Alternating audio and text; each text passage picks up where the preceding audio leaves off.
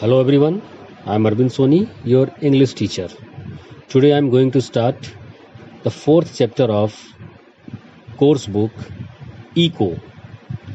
Look at this, explained by me. Let's begin with the main content of this chapter.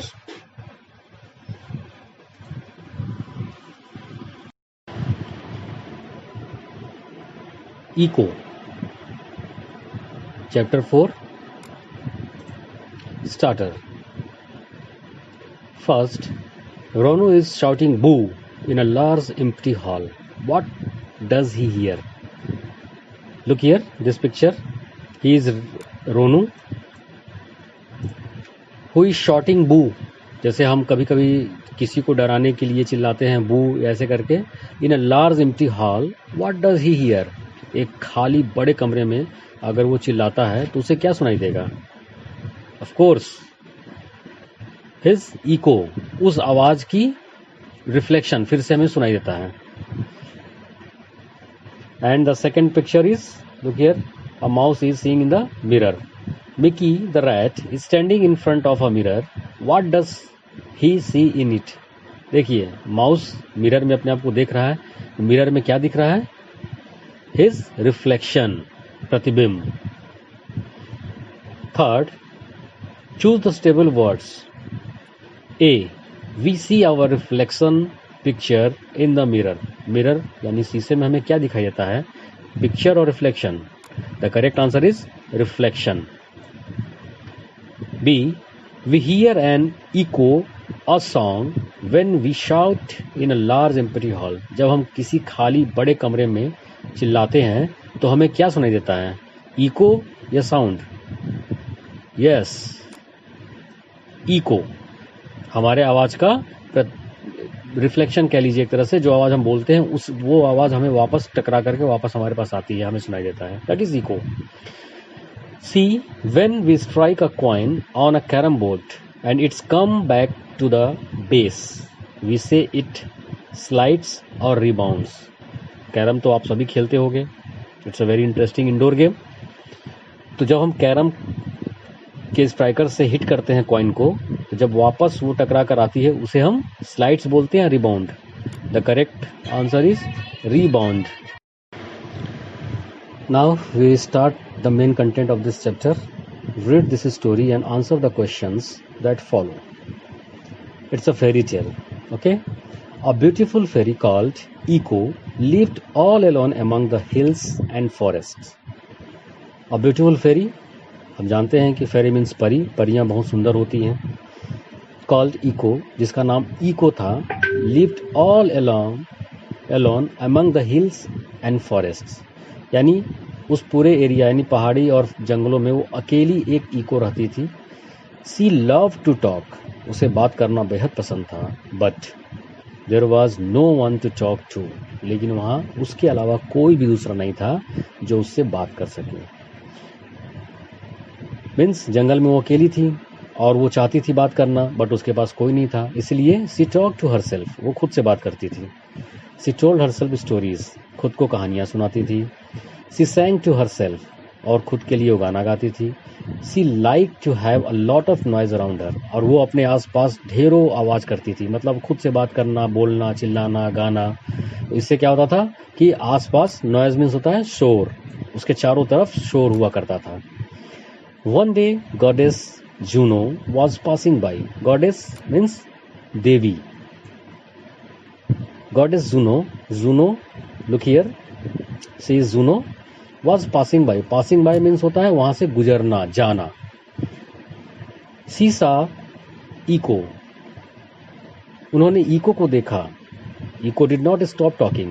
Eco शांत नहीं हुई, क्योंकि जब भी कोई यहाँ पर देवी अगर गुजर रही हैं तो उसको रुकना चाहिए था, उनको देखना चाहिए था, उनसे बातें करनी चाहिए थी. लेकिन वो ऐसा उसने नहीं किया और वो खुद से ही बात करना चालू रखी. वो स्टॉप चटरिंग, साउटेड जूनो. चटरिंग मीन्स होता है बात करना, खुद से बात करते हुए. तो जूनो ने चिल्लाया, stop chattering, shouted Juno. But Echo didn't stop. इसके बाद भी इको शांत नहीं हुई. Juno was very angry. अब उनको लगा कि ये मेरी बात पर ध्यान नहीं दे रही है, इसलिए वो नाराज हो गई। She put a curse on Echo, और कर्स मीन्स होता है श्राप देना। उन्होंने उसे नाराज होकर के श्राप दे दिया।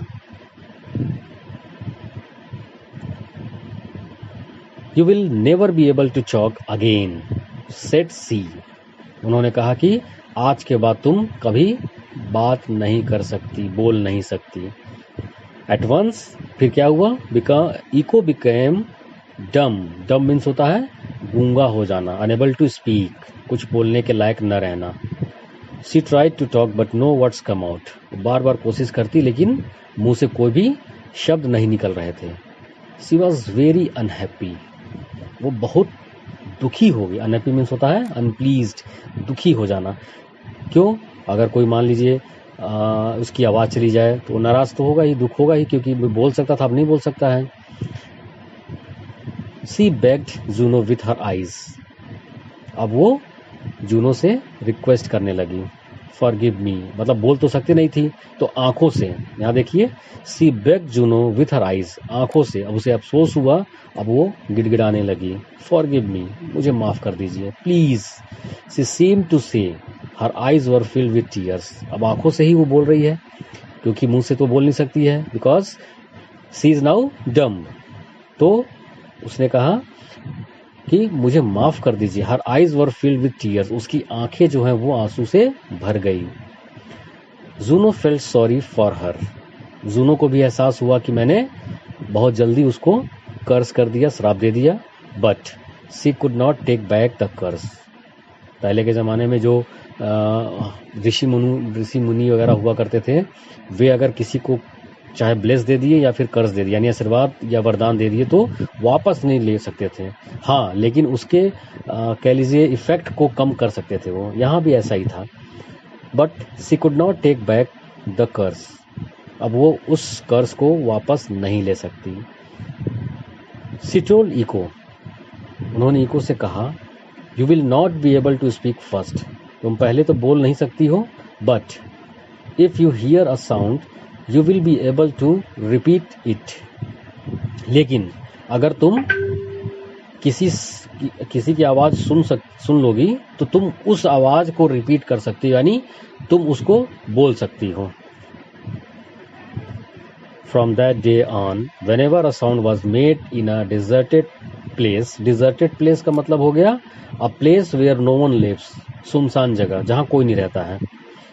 उस दिन से जब भी किसी ऐसे स्थान पर जो सुनसान होता है वहां कोई आवाज होती है, लाइक अ केव और अ माउंटेन साइड, पहाड़ों के पास, द साउंड वॉज रिपीटेड, तो आवाज फिर से हमें सुनाई देती है। आपने भी कभी ट्राई किया होगा कि जब भी आप किसी ऐसे स्थान पे जा रहे हैं जो खाली स्थान हो या पहाड़ हो, बड़ा सा हॉल हो, गुराम हो, तो अगर आप बोलते हो तो आपको अपनी आवाज फिर से दोबारा रिप्रोड्यूस होकर सुनाई देती है, तो उसे इको बोलते हैं। तो वो आपकी आवाज नहीं, इस स्टोरी के हिसाब से वो इको है जो बोलती है, तो हमें वापस सुनाई देता है।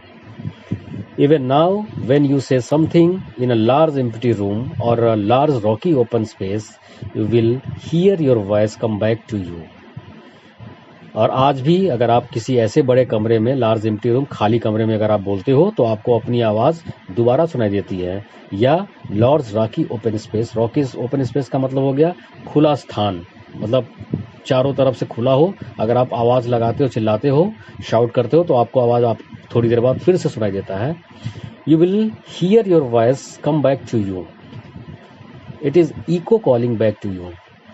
वो आपकी आवाज नहीं बल्कि इको की आवाज होती है जो आपको, it is echo calling back to you, जो आपको वापस दोबारा बुलाती है वो। Okay, hope you all understood this chapter. It's very interesting कि इको जो हमें सुनाई देता है, अब तक वो आवाज कहाँ से आता था। अकॉर्डिंग टू दिस स्टोरी हमें ये आवाज इस फेरी से सुनाई देता था। Is it clear? And next class we will discuss about the exercise of this chapter.